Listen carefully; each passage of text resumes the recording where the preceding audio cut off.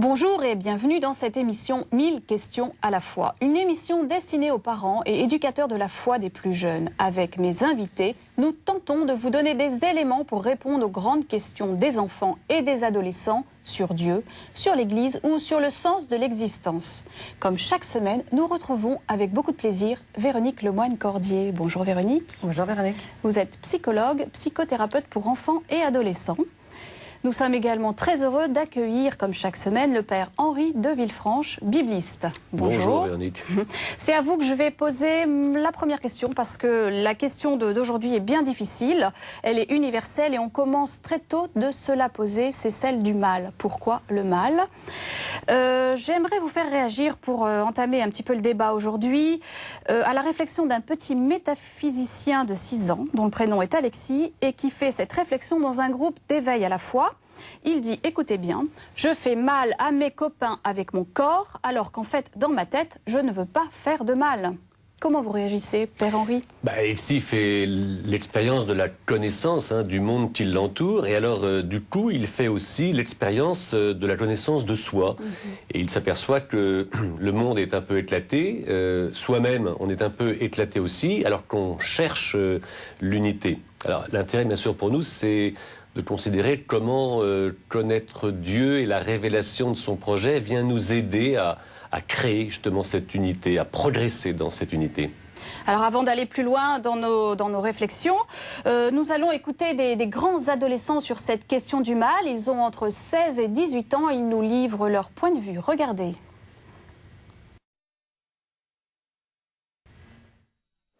Le mal, c'est ne pas soucier de son entourage, ne pas vouloir rendre heureux les autres et devenir heureux soi-même. Mais c'est vrai que le mal, c'est plutôt... c'est complètement l'opposé du bien, c'est plutôt pour... c'est un peu logique ce que je dis. Le mal, c'est pareil, c'est partout pareil. On sait tous, le mal, c'est facile et c'est un peu universel. C'est ce qui est plus basique, quand il faire du bien, c'est vrai que c'est plus difficile. Il faut faire un effort, c'est un effort qu'on doit apporter... qu'on doit faire. Et je pense que justement la foi, ça peut permettre de savoir, enfin notre religion, ça peut nous permettre de savoir, à savoir si c'est bien ou mal. À votre avis, quelle est l'origine du mal ? D'où il vient le mal ? C'est l'homme qui a été tenté et qui a pas résisté, c'est tout. Dans la Bible, avec Adam et Ève, c'est l'origine. Je sais pas trop d'où vient le mal, mais je pense qu'on a chacun en nous une petite part de mal, après plus ou moins importante, suivant comment on évolue, mais je sais pas trop d'où ça peut venir. Je vois pas... Moi je pense ça vient depuis Adam et Ève, depuis le début, depuis le commencement quoi. Je pense que le mal et le bien, c'est toujours été une bataille entre les deux, comme tout le temps dans la Bible ça a été expliqué. Ouais, je suis d'accord, mais je pense que le mal, ça vient de l'homme, ça a toujours existé. Et le bien aussi, et je pense pas que le bien puisse exister sans le mal, et que le mal il puisse exister sans le bien. Donc. Je pense que Dieu n'a pas créé le mal, mais justement, il a créé le bien, et c'est en refusant le bien que nous, hommes, nous créons le mal. Est-ce que le diable existe ? Je pense pas que le diable il existe, parce que souvent, même à l'époque, on parlait de Satan et compagnie, mais... je pense que le mal c'est quelque chose d'humain, mais je pense pas qu'au fond il y a l'enfer comme on a imaginé. Moi justement je pense que le diable il existe.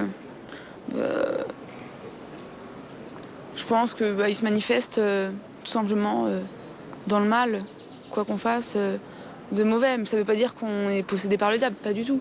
C'est un ange obscur qui nous tente à tout moment. J'imagine pas vraiment comment il est, mais je pense qu'il a une emprise importante sur les gens. Et après, il possède des gens entièrement. Je pense pas que le diable, il représente... je pense que ça a été plus pour faire peur ou autre chose. Je pense pas qu'il existe. Je pense que quand on fait le mal, c'est plus qu'on dévie du chemin vers Dieu que on se soit fait posséder par le diable ou quoi que ce soit. Parce que c'est nos choix, on a été libres, donc je pense pas que le diable existe, parce que justement, Dieu nous a laissé cette liberté, donc... Je pense que beaucoup d'entre nous, nous nous demandons pourquoi Dieu justement laisse autant de mal dans le monde. Pourquoi il permet les guerres, les massacres. Ça, je pense que c'est une grande question. Voilà des jeunes que nous avons rencontrés à Lourdes. Véronique, qu'est-ce qui vous frappe dans ces paroles d'adolescents, 16-18 ans, sur le mal? Alors d'abord, je trouve qu'ils se posent beaucoup de questions. Simplement, je suis frappée par cette difficulté qu'ils ont à pouvoir définir ces notions, l'existence ou pas du diable. Voilà, je trouve que... Et vous parlez de notions, est-ce qu'on peut dire que le mal est une notion? C'est une réalité. C'est une réalité, et c'est vrai que c'est difficile pour eux de le définir de façon très, très, très concrète, je trouve. Voilà, donc je les trouve un peu dans le flou, mais je veux dire, c'est aussi une période de la vie où on se pose beaucoup de questions sans avoir toutes les réponses. Et qu'est-ce que, à votre avis, qu'est-ce qui entraîne cette confusion, ce flou, cette difficulté à définir clairement le mal? Est-ce que c'est cette division dont parlait le père Henri tout à l'heure, intérieure à chaque homme? Enfin, il doit y avoir de cela, et puis je pense aussi, pour ces jeunes aussi, parfois des manques de repères, peut-être... des adultes qui n'ont pas pu leur expliquer exactement certaines réalités, très concrètement. Moi, j'aime bien définir le mal, justement, comme tout ce qui va à l'encontre de l'amour. Et je pense que, voilà, si on pouvait donner des repères peut-être plus concrets à nos jeunes, je pense qu'ils pourraient s'y retrouver davantage. Quand même, là, dans le reportage, Florent dit, le mal, c'est le contraire du bien. C'est plus facile à faire que le bien, c'est clair et net. Oui, c'est vrai. Donc cette définition, elle est plutôt, c'est clair dans sa tête. Et Camille dit également, le mal, c'est ne pas vouloir rendre les autres heureux et ne pas vouloir être heureux soi-même. Vous êtes d'accord? Tout à fait, tout à fait. Et c'est clair également, mais c'est peut-être pas suffisant. Oui, c'est pas toujours suffisant pour après savoir comment agir par rapport à tout ça. Alors, proposez-nous une définition un petit peu du mal. C'est celle que je proposais tout à l'heure. Oui. C'est tout ce qui va à l'encontre de l'amour, tout ce qui va être contraire à l'amour dans mes intentions, dans mes actes, dans mes paroles, sera mal. D'accord. Père Henri, c'est quoi le mal? Eh bien, le mal, c'est effectivement une sorte de déconstruction, vous voyez, de soi. Justement par rapport au monde, par rapport aux autres, par rapport à Dieu.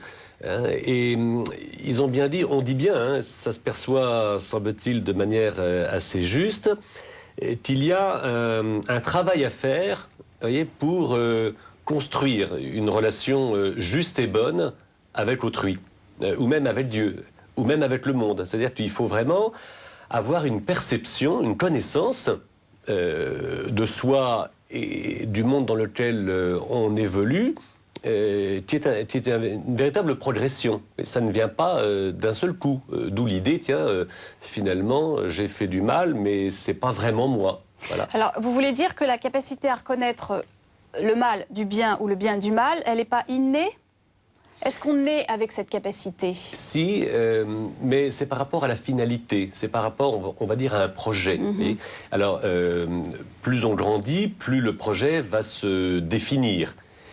Et va se définir de manière personnelle, c'est-à-dire en conscience. Il y a quand même quelque chose de très personnel par rapport au bien et au mal, parce qu'il y a une relation, on va dire, à autrui, mais qui engage vraiment la totalité de la personne humaine.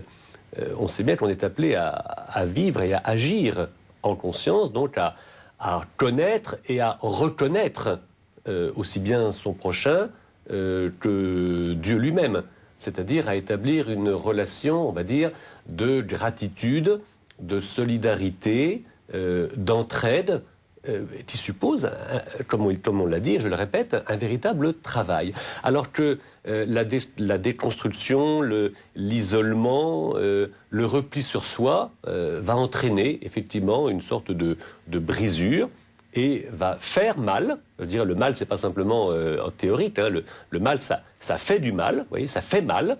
Et ça fait mal aussi bien à l'extérieur de soi qu'en soi. On se sent mal. Et ça, je dirais que ça fait mal. Et c'est pour ça que les représentations, souvent, sont assez monstrueuses, parce qu'on ne sait pas comment le définir de manière théorique, alors on le représente. Véronique, tout ça demande donc une éducation. Une éducation au discernement entre le bien et le mal. Comment un parent, comment on s'y prend? Est-ce que, question complémentaire, à quel âge on est capable de prendre conscience du bien ou du mal qu'on fait ? Je pense assez tôt, si justement les parents, les éducateurs ont pu expliquer très tôt ce que peut faire un enfant, un petit, qui est quand même très dans l'impulsivité, dans la réaction par rapport à ses sensations. Et si à chaque fois on a à cœur de pouvoir dire à l'enfant, ben voilà, tu vois ce que tu viens de faire, je comprends que tu sois en colère, mais ce que tu as fait avec ta colère, ça fait mal à l'autre ou ça fait mal aux objets. C'est ça qui permet à l'enfant petit à petit de comprendre effectivement que ses actions peuvent être orientées vers l'amour ou à l'opposé. Et je pense que très tôt, il est en mesure de pouvoir discerner petit à petit justement ce qui est bien et ce qui est mal, ce qui respecte et ce qui ne respecte pas. Et ensuite, comment on fait grandir cette conscience ? Parce que, bon, quand on est petit, on est un peu tuteur auprès des très jeunes enfants, mais après, en grandissant, il y a la liberté se mêle à tout ça. Comment on fait grandir ce sens moral, cette conscience du bien et du mal, et en tenant compte de cette liberté qu'a le jeune, l'enfant ? Comment on fait grandir plus... je pense que après c'est aussi l'enfant, le jeune qui est confronté aussi à des règles, à des lois, à des interdits et qui va petit à petit affiner justement son sens moral par rapport à cette réalité-là. Je pense que le rôle premier, c'est celui vraiment des parents et des éducateurs. Et puis après, par toutes les personnes que le jeune va être amené à rencontrer, les institutions, les groupes qui ont des règles et des lois vont lui permettre justement d'affiner tout ça. Mais ces règles et ces lois ne sont pas forcément bonnes. Enfin, quelque part, à nous d'en juger. Tout à fait. Finement. D'où l'importance justement des premiers repères qui vont être donnés par les parents pour que le jeune puisse distinguer justement après si ça va vraiment dans le sens du bien, du beau, de l'amour, ou si au contraire, ça n'est pas bon. Père Henri, vous disiez donc le mal fait du mal, le bien fait du bien. Oui. C'est peut-être un premier repère. C'est un premier repère. On a aussi l'idée si vous voulez, d'un projet. Et ce projet, alors dans la foi, ce qui est primordial, la première révélation qui nous est donnée, c'est précisément que Dieu existe et que son projet est marqué par la bonté, c'est-à-dire par la cohérence. Je me référerai simplement au premier chapitre de la Bible. Le premier chapitre de la Genèse est très éclairant parce que on voit que Dieu engendre un monde dans la cohérence, dans la beauté, dans la bonté. Dieu vit que cela était bon, que cela était très bon. Et il y a une sorte d'ordonnance à ce projet. Mais ce projet, il nous est donné au fond à croire. C'est-à-dire que on peut être tenté par l'absurde. Donc l'absurde fait que l'attention aux autres, à agir avec les autres, n'est pas forcément présente. La révélation du projet de Dieu vient nous aider à prendre conscience d'une cohérence qui est possible. Tout au long de la Bible ou uniquement... Alors, on l'a dès la première page, parce que la première page, on va dire, elle surplombe tout le reste. Et l'idée, c'est de prendre conscience au fur et à mesure qu'on peut véritablement croire à un projet de bonté partagé avec les autres. Ce qui fait qu'au fond, ma propre existence, elle est liée à celle des autres, à celle d'un monde qui n'est pas forcément seulement un monde hostile. Et les autres ne sont pas forcément des gens dangereux, comme Dieu n'est pas non plus forcément un obstacle, mais au contraire celui d'un partenaire dans l'alliance qui est à l'origine d'une capacité de faire le bien. Autrement dit, vous voulez dire que Dieu nous donne cette capacité à reconnaître le bien du mal et en même temps, tout au long de la Bible, nous offre par sa pédagogie les repères pour y arriver. Oui, moi je crois que d'observer et de croire dans la bonté qu'il peut y avoir à l'extérieur, c'est-à-dire à l'extérieur de ce qu'on découvre en Dieu, dans le monde, dans les autres, c'est ça qui va m'engager à croire que je serai heureux en faisant ce qui est bien. C'est-à-dire que je crois au bien à l'extérieur et du coup je crois que je suis rendu capable de faire moi aussi ce qui est bien et que là je me sens bien. Alors nous allons justement regarder, vous parliez du premier chapitre de la Genèse, de la Bible. Nous allons regarder justement un reportage. La Bible nous raconte l'entrée du mal dans le monde, dans cette Genèse. Nous allons justement regarder ce récit et essayer de voir quelle est la pédagogie de Dieu face à ce mal qui est en contradiction, vous le disiez, avec son projet pour l'humanité. Regardez.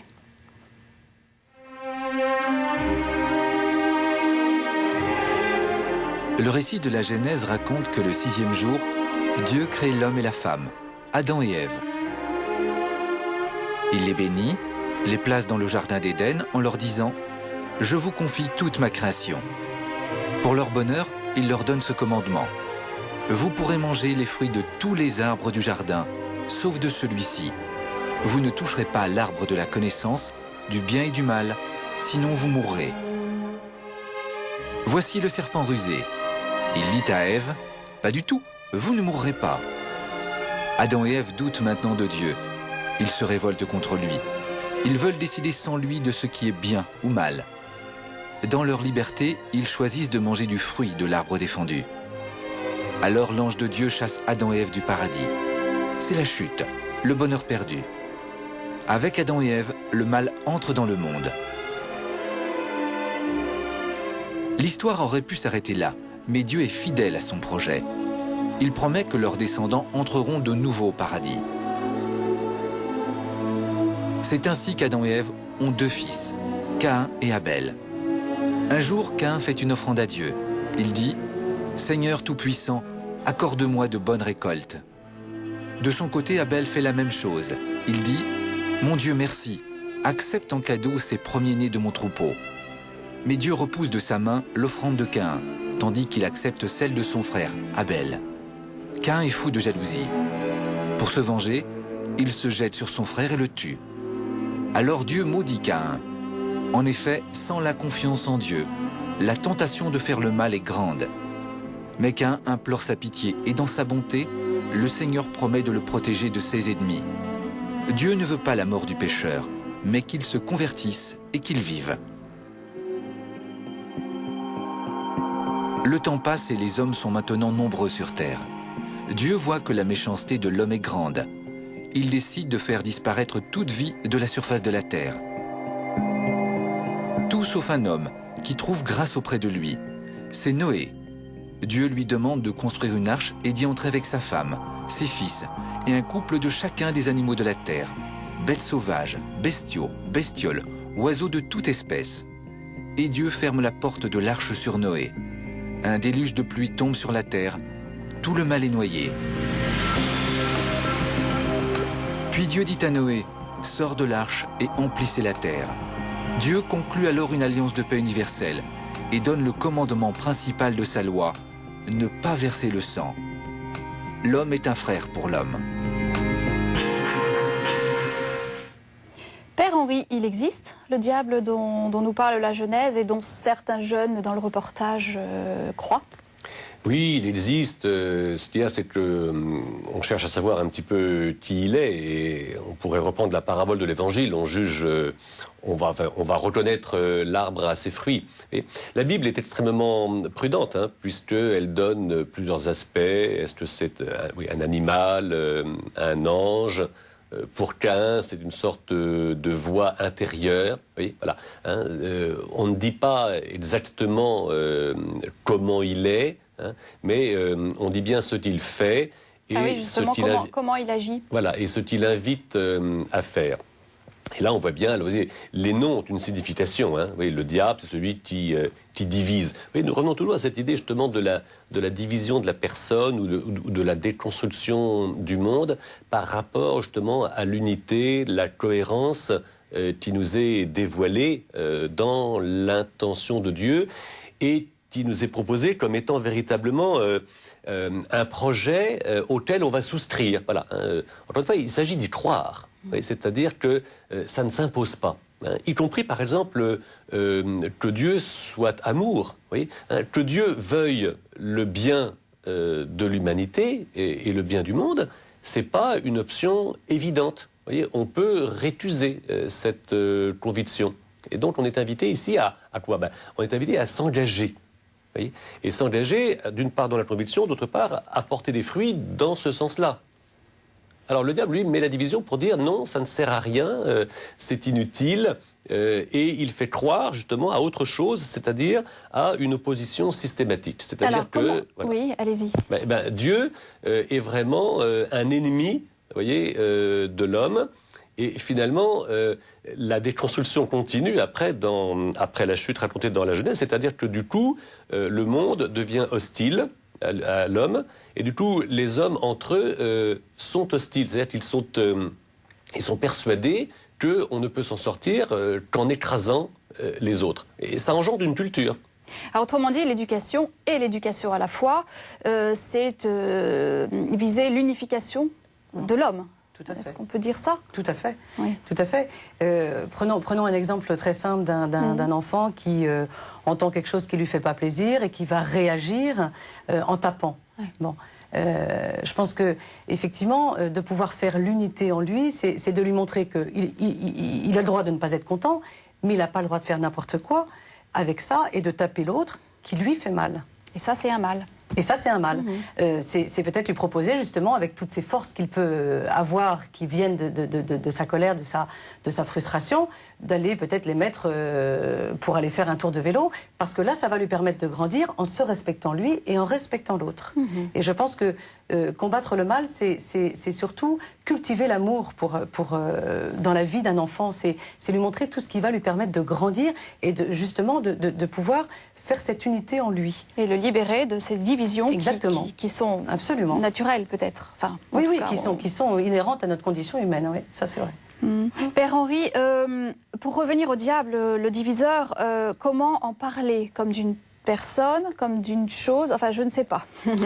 En tout cas, on nous dit une chose clairement dans la Bible, c'est que il n'est pas Dieu. Hein. Il n'y a pas de Dieu du mal. Il n'y a pas de puissance absolue du mal, comme il y a un Dieu bon, qui est à l'origine de tout ce qui vit et respire. Oui. Donc le diable est toujours considéré comme quelqu'un qui existe, qui influe, mais qui n'est pas déterminant. Oui. C'est une suggestion, oui. C'est quelqu'un qui vient tenter et qui n'a pas d'emprise. Souvent, il y a une confusion entre la tentation et la possession. La possession, c'est un phénomène extrêmement rare qui peut exister, il semble-t-il, des témoignages intéressants, mais qui n'est pas du tout dans l'ordinaire de l'existence, qui fait partie de l'extraordinaire, voire de l'extravagant. Parce que Floriane disait, mais le diable, il a une emprise, il finit par avoir une emprise importante sur les gens. Oui, mais à condition ici d'abdiquer.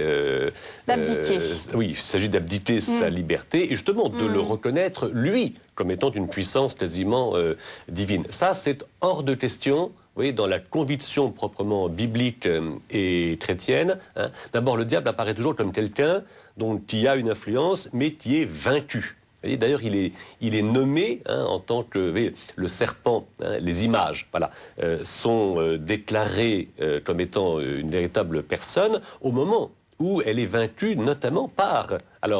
par Dieu, oui, mais surtout par le Christ. Le Christ qui montre bien, alors là, par ses paroles, par ses gestes et par le don de sa vie, qui marque bien, on va dire, l'unité, la cohérence.